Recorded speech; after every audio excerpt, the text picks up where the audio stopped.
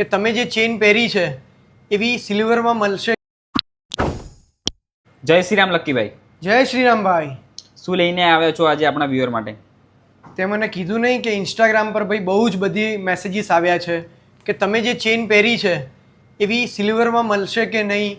આજે હું સિલ્વરમાં ચેન લઈને આવ્યો છું જેવી મેં પહેરી છે. એનો લુક જુઓ, એના ડાયમંડ જે ક્વોલિટી જે છે ને એ જુઓ.